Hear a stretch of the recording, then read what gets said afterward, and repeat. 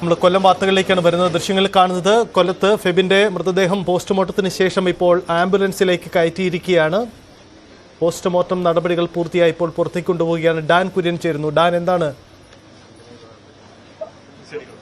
അല്പസമയത്തിന് മുൻപാണ് ഇൻക്വസ്റ്റ് നടപടികൾ പൂർത്തിയാക്കിയതിനു ശേഷം താമരക്കുളത്തുള്ള സ്വകാര്യ ആശുപത്രി മോർച്ചറിയിലെ മൃതദേഹം ആരിപ്പള്ളിയിലെ മെഡിക്കൽ കോളേജ് ആശുപത്രിയിലേക്ക് പോസ്റ്റ്മോർട്ടം നടപടികൾക്ക് വേണ്ടി കൊണ്ടുപോകുന്നത്. കൊല്ലം ഈസ്റ്റ് സിയുടെ നേതൃത്വത്തിലുള്ള പോലീസ് സംഘമാണ് ഇൻക്വസ്റ്റ് നടപടികൾ പൂർത്തിയാക്കിയത്. അവർ അതുമായി ബന്ധപ്പെട്ട മറ്റ് നടപടിക്രമങ്ങളൊക്കെ ഒരു വശത്ത് പൂർത്തിയാക്കുന്നുണ്ട്. മൃതദേഹം ഇപ്പോൾ ആംബുലൻസിലേക്ക് കയറ്റിയിരിക്കുകയാണ്. ഈ ഫെബിൻ പഠിച്ചിരുന്ന കോളേജിലെ വിദ്യാർത്ഥികളടക്കം ബന്ധുക്കളും സുഹൃത്തുക്കളും ഉൾപ്പെടെ നിരവധി ആളുകളാണ് ഈ മോർച്ചറിയുടെ പരിസരത്ത് ഫെബിനെ അവസാനമായി ഒരു നോക്കി കാണുന്നതിന് വേണ്ടി പഠിച്ചുകൂടിയത്. പലരും വിതുമ്പിക്കൊണ്ടാണ് ഇവിടെ നിന്ന് ഈ മൃതദേഹം കണ്ടതിന് ശേഷം മടങ്ങുന്ന ദയനീയമായ കാഴ്ച അതായത് നമുക്ക് ഇവിടുന്ന് കാണാൻ കഴിയുന്നത്. അല്പസമയത്തിനകം മൃതദേഹം വഹിച്ചുകൊണ്ടുള്ള ആംബുലൻസ് പോസ്റ്റ്മോർട്ടം നടപടികൾക്ക് വേണ്ടി പാരിപ്പള്ളി മെഡിക്കൽ കോളേജ് ആശുപത്രിയിലേക്ക് നീങ്ങും. സംസ്കാര ചടങ്ങുകൾ എപ്പോഴായിരിക്കുമെന്ന കാര്യത്തിൽ ഒരു വ്യക്തമായ ധാരണ ലഭിച്ചിട്ടില്ല എന്നാണ് പോലീസും പറയുന്നത്. ഒരുപക്ഷെ അവിടെ മോർച്ചറിയിൽ സൂക്ഷിച്ചതിന് ശേഷം ഒരു ദിവസം കൂടി വൈകാനുള്ള സാധ്യത ഉണ്ട് എന്നാണ് അറിയുന്നത്. ഇക്കാര്യത്തിൽ ഒരു സ്ഥിരീകരണം ഉണ്ടായിട്ടില്ല. ഫെബിന്റെ പിതാവും ഇതേ ആശുപത്രിയിൽ തന്നെ, ഈ സ്വകാര്യ ആശുപത്രിയിൽ തന്നെയാണ് ചികിത്സയിൽ തുടരുന്നത്. അദ്ദേഹം അപകടനില തരണം ചെയ്തിട്ടുണ്ട്. അദ്ദേഹത്തിന്റെ ഭാര്യയും മകളും ഇവിടെ ഉണ്ട്. അവർ പോലീസിന് ഇതുമായി ബന്ധപ്പെട്ട മൊഴി നൽകി കഴിഞ്ഞു എന്ന വിവരം കൂടി പുറത്തു വരുന്നുണ്ട്.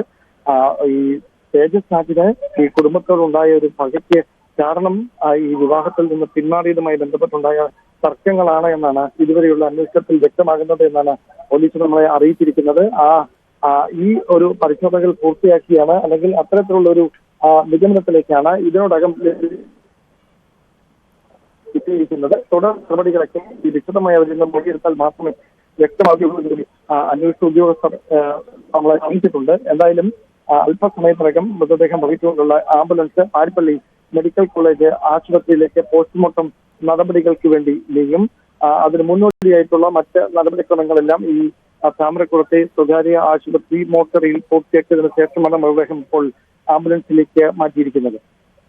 യെസ്, നേരത്തെ പറഞ്ഞതുപോലെ പോസ്റ്റ്മോർട്ടം നടപടികൾക്ക് വേണ്ടിയാണ് മാറ്റുന്നത്. ഇൻക്വസ്റ്റ് നടപടികൾ പൂർത്തിയാക്കി ബെൻസിഗർ ആശുപത്രി, സ്വകാര്യ ആശുപത്രിയിൽ നിന്നും ഇപ്പോൾ പോസ്റ്റ്മോർട്ടം നടപടികൾക്ക് വേണ്ടി കൊണ്ടുപോവുകയാണ്. പാരിപ്പള്ളി മെഡിക്കൽ കോളേജിലായിരിക്കും പോസ്റ്റ്മോർട്ടം നടപടികൾ നടക്കുക. മരണകാരണം, മരണത്തിന് ഇടവെച്ചത്, മുറിവിൻ്റെ വലിപ്പം, ഇക്കാര്യങ്ങളിലൊക്കെ പോസ്റ്റ്മോർട്ടത്തിലൂടെയായിരിക്കും വ്യക്തത ഉണ്ടാവുക. ഡാൻ, മൃതദേഹം ഇപ്പോൾ അവിടുന്ന് മാറ്റിക്കഴിഞ്ഞോ? മൃതദേഹം ഇപ്പോഴും മാറ്റിയിട്ടില്ല. ഇവിടെ തന്നെ ഉണ്ട്.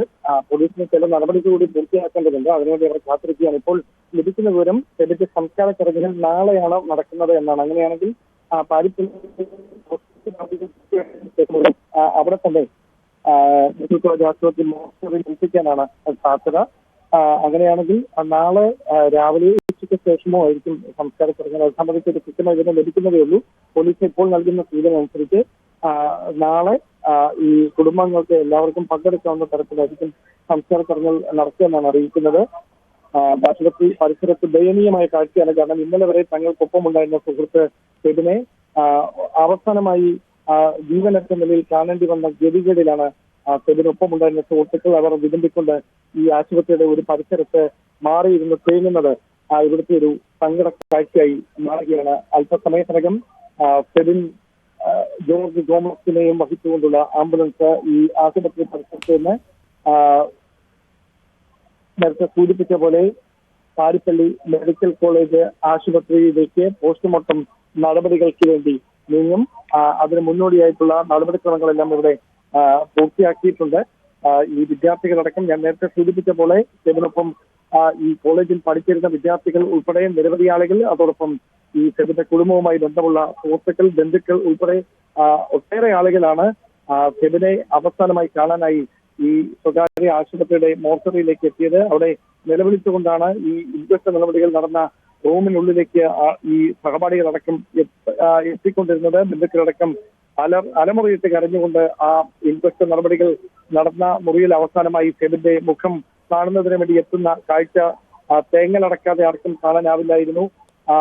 അത്രമാത്രം ദയനീയമായ ഒരു സാഹചര്യം. കാരണം നാടിനേറെ പ്രിയപ്പെട്ടവനായിരുന്നു ഫെബിൻ, വീടിനേറെ പ്രിയപ്പെട്ടവനായിരുന്നു ഫെബിൻ. പഠനത്തോടൊപ്പം ജോലി ചെയ്തുകൊണ്ട് ആ ആവശ്യങ്ങളൊക്കെ നിറവേറ്റിയിരുന്ന ഒരു 23 വയസ്സുകാരൻ വളരെ ദാരുണമായി പ്രണയപ്പള്ളിയുടെ പേരിൽ ജീവൻ നഷ്ടമാകുമ്പോൾ അത് സമൂഹത്തിന് മുമ്പിൽ ആവർത്തിക്കപ്പെടുന്ന ഈ സമാനമായ തരത്തിൽ ആവർത്തിക്കപ്പെടുന്ന ഒടുവിലത്തെ കൊലപാതകമായി മാറുകയാണ് ഫെബിന്റേത്.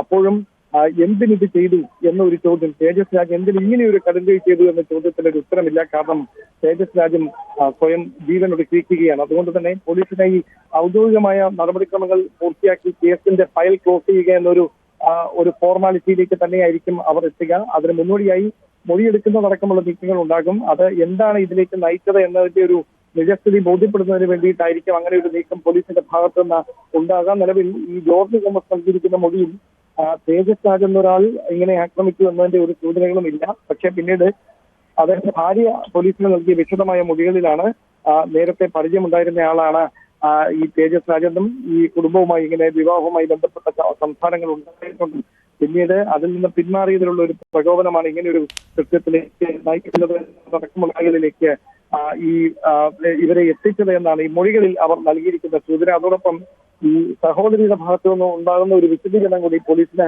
കൃത്യമായി മൊഴിയായി രേഖപ്പെടുത്തേണ്ടി വരും. അതിനുശേഷം മാത്രമേ കൃത്യമായൊരു ചിത്രം ഇത് സംബന്ധിച്ച കൃത്യമായൊരു ചിത്രം പോലീസിന് ലഭിക്കുകയുള്ളൂ. മറ്റ് നടപടിക്രമങ്ങളൊക്കെ പൂർത്തിയാക്കി ഇൻക്വസ്റ്റ് നടപടികൾക്ക് ശേഷമാണ് ഇപ്പോൾ മൃതദേഹം ഇവിടെ നിന്ന് പാരിപ്പള്ളി മെഡിക്കൽ കോളേജ് ആശുപത്രിയിലേക്ക് പോസ്റ്റ്മോർട്ടത്തിന് വേണ്ടി കൊണ്ടുപോകാൻ തയ്യാറെടുക്കുന്നത്. യെസ്, അതാണ് സാഹചര്യം. ഡാൻ, ഒരു കാര്യം കൂടി, ഈ തേജസ് രാജിന്റെ മൃതദേഹം എവിടെയാണ് ഇപ്പോൾ ഉള്ളത്? അത് സംബന്ധിച്ച് ഒരു വ്യക്തത എന്താണ്? തേജസ് രാജിന്റെ മൃതദേഹവും സമീപത്തുള്ള ഒരു സ്വകാര്യ ആശുപത്രിയിൽ തന്നെയാണ്, കടപ്പാക്കടയ്ക്കടുത്ത് ഒരു സ്വകാര്യ ആശുപത്രിയിലാണുള്ളത്. അവിടെ നിന്ന് ഇൻക്വസ്റ്റ് നടപടികൾ സമാനമായ തരത്തിൽ പൂർത്തിയാക്കി ആ മൃതദേഹവും പാരിപ്പള്ളി മെഡിക്കൽ കോളേജ് ആശുപത്രിയിലേക്ക് തന്നെയാണ് ഇൻക്വസ്റ്റ് നടപടികൾക്ക് വേണ്ടി എത്തിക്കുന്നത് എന്നാണ് നമുക്ക് ലഭിക്കുന്ന സൂചനകൾ. ഈ ട്രെയിനിടിച്ച് ഛിന്ന ഭിന്നമായ നിലയിലായിരുന്നു തേജസ് രാജിന്റെ മൃതദേഹം എന്നാണ് നമുക്ക് ഈ ഉദ്യോഗസ്ഥരുടെ ഭാഗത്തു നിന്ന് ലഭിക്കുന്ന വിവരങ്ങൾ. അതുകൊണ്ട് ഫോർമലായി ഒരു ഫോർമാലിറ്റിക്ക് വേണ്ടി ആ നടപടികൾ പൂർത്തിയാക്കുന്നുവെന്ന് മാത്രമേ ഉള്ളൂ. അതിനപ്പുറത്തേക്ക് മറ്റ് പരിശോധനകളൊന്നും അവർക്ക് നടത്താൻ കഴിയാത്തൊരു സാഹചര്യത്തിലാണ്. അത്രമാത്രം ചിതറിത്തെറിച്ച നിലയിലായിരുന്നു മൃതദേഹം അവിടെ നിന്ന് കണ്ടെടുത്തത്. ഇപ്പോൾ ലഭിക്കുന്ന വിവരങ്ങൾ അനുസരിച്ച് ഈ തേജസ് രാജ് യാത്ര ചെയ്തിരുന്ന വാഹനത്തിനുള്ളിൽ, അതായത് ഈ ആക്രമണം നടത്തി അവിടെ നിന്ന് മടങ്ങിയ വാഹനത്തിനുള്ളിൽ രക്തക്കറ കണ്ടെത്തിയിരുന്നു. അവിടെ നിന്ന് ഈ കൈഞ്ഞരമ്പ് മുറിച്ചതിന് ശേഷമാണ് ഇങ്ങനെ ഒരു കൃത്യത്തിന് കടപ്പാക്കടയിലെ റെയിൽവേ ട്രാക്കിലേക്ക് എത്തിയതെന്നാണ് പോലീസിന് ലഭിക്കുന്ന വിവരം. അതുകൊണ്ട് തന്നെ ഈ വാഹനത്തിനുള്ളിൽ നിന്ന് കണ്ടെത്തിയ രക്തക്കറയും അതോടൊപ്പം ഈ ശരീരഭാഗങ്ങളിൽ കണ്ടെത്തിയ വസ്തുക്കളിൽ കണ്ടെത്തിയ രക്തക്കറയും അടക്കം പരിശോധനകൾക്ക് വിധേയമാക്കുന്നതായുള്ള ഉൾപ്പെടെയുള്ള നടപടികളിലേക്ക് കൂടി പോലീസ് കടക്കും. യെസ്, അതാണ് സാഹചര്യം. എന്തായാലും സൂചിപ്പിച്ചതുപോലെയാണ് കൊലയാളിയും കൊല ചെയ്യപ്പെട്ടയാളും ഒരേ സമയം അവരുടെ മൃതദേഹം പോസ്റ്റ്മോർട്ടത്തിന് വേണ്ടി ഒരേ ആശുപത്രിയിലേക്ക് കൂടി കൊണ്ടുപോകുന്നു എന്ന പ്രത്യേകതയുണ്ട്. പാരിപ്പള്ളി മെഡിക്കൽ കോളേജിലായിരിക്കും പോസ്റ്റ്മോർട്ടം നടപടികൾ. അതിൻ്റെ നടപടിക്രമങ്ങളാണ് വേഗത്തിൽ പുരോഗമിക്കുന്നത്.